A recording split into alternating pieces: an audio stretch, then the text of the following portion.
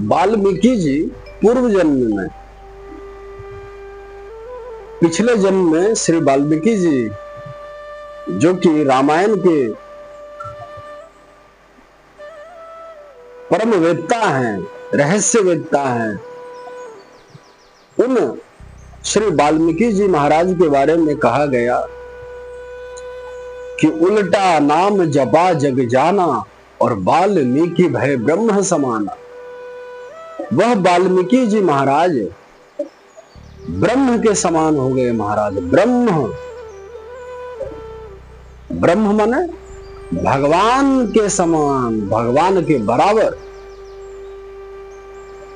और वाल्मीकि जी महाराज पूर्व जन्म में क्या थे?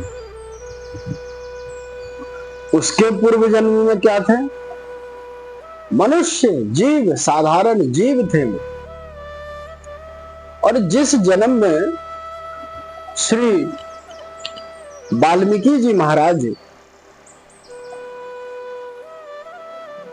जिन्हें ब्रह्म समाना कहा गया, भगवान के समान है वो वाल्मीकि जी, उसी जन्म में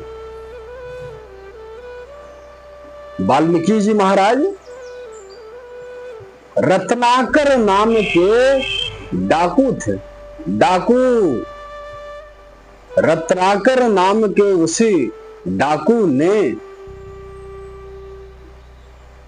ऐसा भगवान में मन को लगाया, गढ़ाया, को सदा सदा के लिए ब्रह्म की उपमा दी गई। एक डाकू को साधना करने के बाद तो जो अपराध हुआ था उनसे, उन सब अपराधों का क्या हुआ महाराज? भगवान का एक कानून है, भगवान गीता में भी कहते हैं कि जो जीव मेरे शरणागत हो जाता है, मुझे अपना सुहृद मानकर, अपना सर्वस्व मानकर, अपना मन बुद्धि का समर्पण, शरीर का नहीं, इंद्रियों का नहीं, देह का नहीं, पद प्रतिष्ठा धन दौलत इसका नहीं, मन प्लस बुद्धि दोनों का जो समर्पण करता है 100%, जो जीव भगवान को मन बुद्धि से समर्पण कर देता है, पूर्णतः प्रपन्न हो जाता है, सरेंडर कहते हैं उसे, उस पर भगवान हेतु की कृपा करते हैं। उस पर होती है कृपा, अकारण कृपा। उस कृपा के कारण भगवान श्री सर्वेश्वर उस जीव के तमाम अन्य योनियों के, अन्य जन्मों के अनंत पाप, अनंत पुण्य दोनों को जलाकर भस्म कर देते हैं, समाप्त कर देते हैं, सारे अपराधों से क्षमा कर देते हैं। देखिए, हमारे संसार में अगर कोई व्यक्ति किसी का मर्डर कर दे और वह जज के सामने, न्यायालय में अगर कहे कि जज साहब इस बार मुझे माफ कर दीजिए, अगली बार मैं ऐसा बिल्कुल नहीं करूंगा, एक बार मुझे माफ कर दीजिए, जज कहेगा ठीक है, दंड इसीलिए दिया जाता है ताकि आगे से तुमसे इस प्रकार की कोई गलती ना हो, लेकिन तुमने जो यह गलती किया है इसको तो भोगना पड़ेगा, इसके लिए तो तुमको फांसी देना ही पड़ेगा, तुमने मर्डर किया।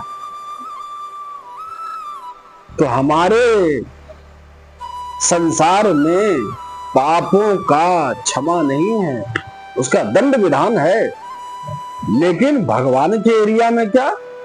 भगवान के एरिया में अनंत पाप हैं, अनंत जन्म के, लेकिन जिस जन्म में वह जीव भगवान को पूर्णतः समर्पण कर देता है, पूर्णतः शरणागति ग्रहण करता है, तो अहम त्वाम सर्व पापेभ्यो मोक्षयिष्यामि मां शुचः।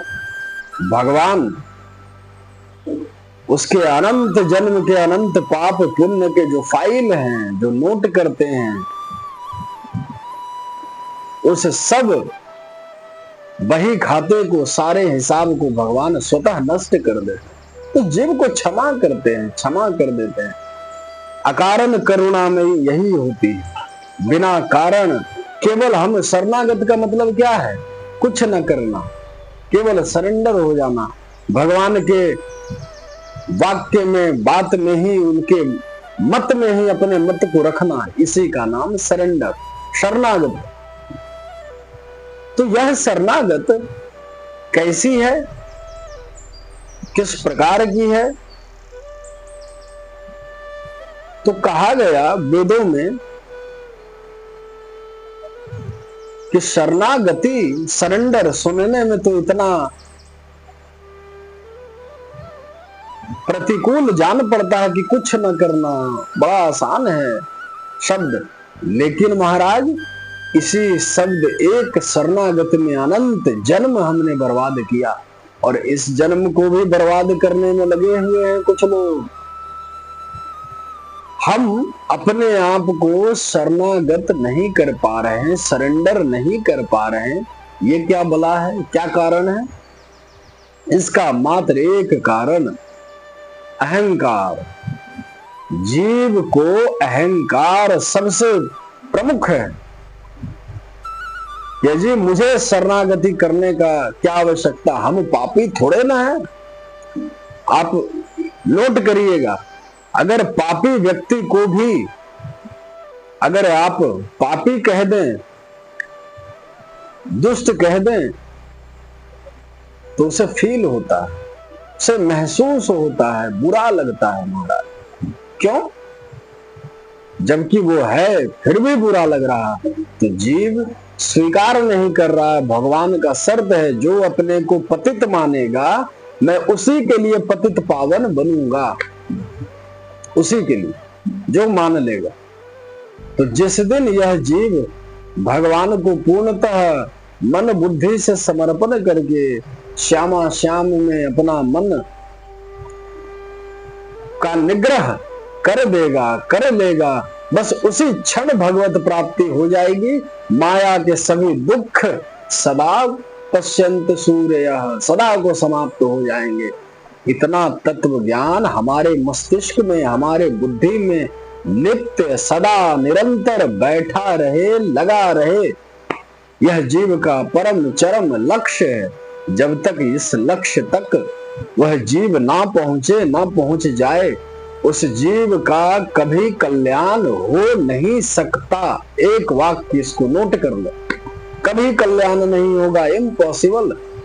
अगर कोई कहता है कि इस संसार में हमें आनंद मिल रहा है, परम सुखी है, इम्पॉसिबल महाराज, हो ही नहीं सकता।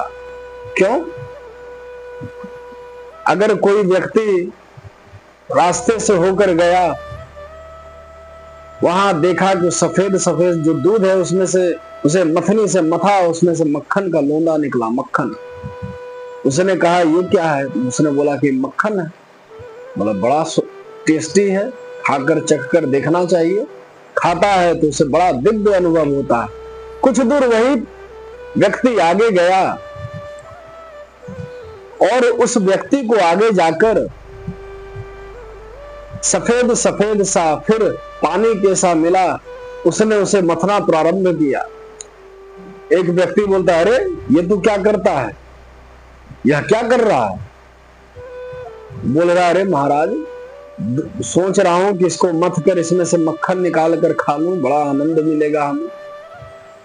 तो वह जो व्यक्ति है वो जोर जोर से हंसता है, बोलता है, अरे बुद्धू, मक्खन तो दूध में से निकलेगा, ये तो चूना का पानी है, सफेद सफेद।